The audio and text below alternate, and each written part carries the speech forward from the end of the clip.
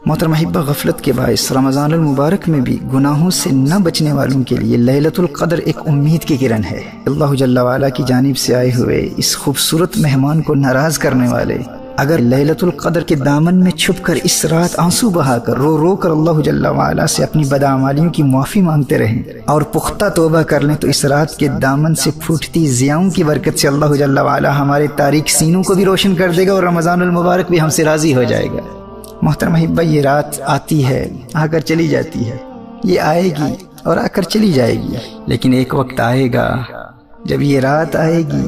پر ہم نہ ہوں گے۔ آج دنیا میں کتنے اہل ایمان اس رات کے آنے سے قبل ہی موت کے آغوش میں جا پہنچے۔ شکر ادا کرو اللہ کا کہ اللہ نے تمہیں اس رات تک زندہ رکھا۔ سنن ابن ماجہ کی حدیث نبی کریم صلی اللہ علیہ وآلہ وسلم نے ارشاد فرمایا، جو شخص اس رات سے محروم رہ گیا گویا کہ تمام کی تمام بھلائی سے محروم رہ گیا، اور اس کی خیر سے محروم نہیں مگر وہ شخص جو حقیقتاً محروم ہے۔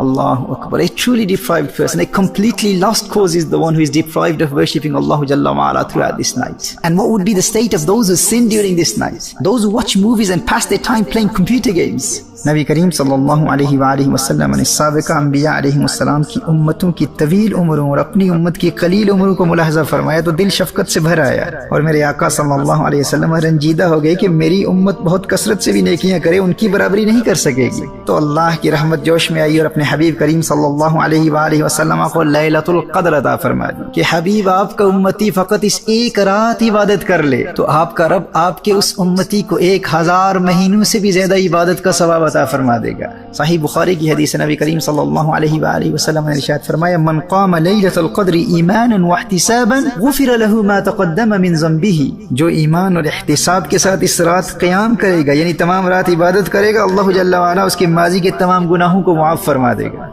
امام قرطبی علیہ رحمہ نے سیدنا کعب الاحبار رضی اللہ تعالی عنہ کے حوالے سے سورۃ القدر کا ایک شان نزول یہ بھی بیان کیا ہے کہ بنی اسرائیل کے ایک بادشاہ کے 1000 شہزادے تھے،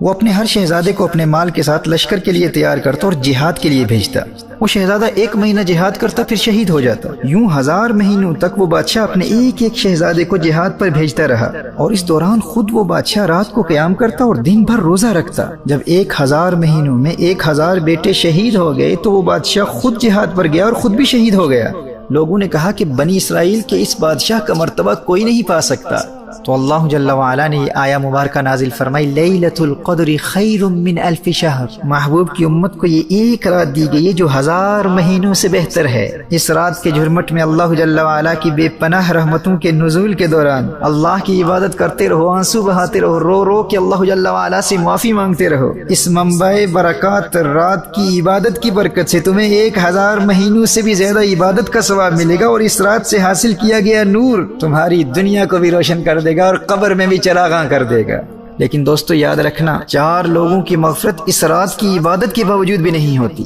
نمبر 1 عادی شرابی، نمبر 2 والدین کا نافرمان، نمبر 3 قاطع الرحم رشتہ داروں سے تعلقات توڑنے والا، نمبر 4 آپس میں بغض و کینہ رکھنے والا، آپس میں قطع تعلق کرنے والا۔ تو جن کے والدین ناراض ہیں سب سے پہلے والدین کے قدموں سے لپٹ کر ان سے معافی مانگو۔ اگر اس رات کا نور حاصل کرنا چاہتے اور مغفرت کے حقیقی طلبگار ہو تو والدین کو راضی کر لو، رشتہ داروں سے فوراً صلح کر لو، شراب سے فوراً توبہ کر لو، اور جن اہل ایمان سے ناراضگی ہے یا دل میں بغض و کینہ ہے ان تک فوراً پیغام صلح پہنچاؤ۔ تاخیری حربے اختیار مت کرو، مت کہو کہ آئندہ مستقبل میں پھر موقع ملا تو صلح کر لیں گے۔ کیا ضمانت ہے، کیا گارنٹی ہے ہمارے پاس کہ لیلۃ القدر ہمیں پھر ملے گی، رمضان المبارک ہمیں پھر نصیب ہوگا؟ یہ موقع قسمت والوں کو ملا کرتا ہے، جو اس رات کی برکات سے محروم رہا حدیث کی روشنی میں اس سے بڑا محروم کوئی شخص نہیں ہے، وہ حقیقتاً محروم ہے۔ صحیح بخاری کی ایک حدیث ہے، نبی کریم صلی اللہ علیہ وآلہ وسلم نے ارشاد فرمایا، لیلۃ القدر کو رمضان المبارک کے آخری 10 کی طاق راتوں میں تلاش کرو، اور صحیح بخاری کی دوسری حدیث میں ارشاد فرمایا کہ آخری 7 راتوں میں تلاش کرو۔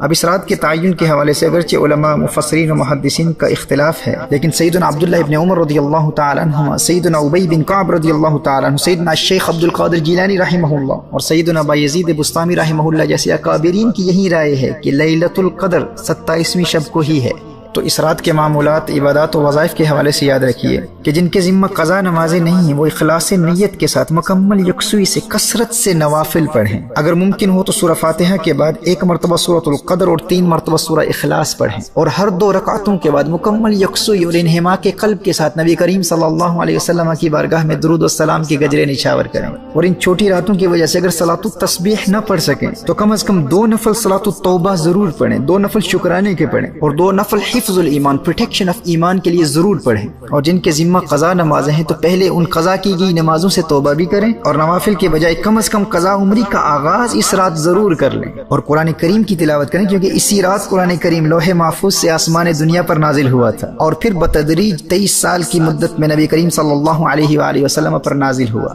جامع ترمذی کی روایت ہے، حضرت سیدتنا عائشہ رضی اللہ تعالیٰ عنہ عرض کرتی ہیں، یا رسول اللہ صلی اللہ علیہ وسلم، اگر مجھے شب قدر کا علم ہو جائے تو کیا پڑھوں؟ نبی کریم صلی اللہ علیہ وسلم نے ارشاد فرمایا، یوں دعا مانگو، اللہم انک عفو تحب العفو فاعف عنی،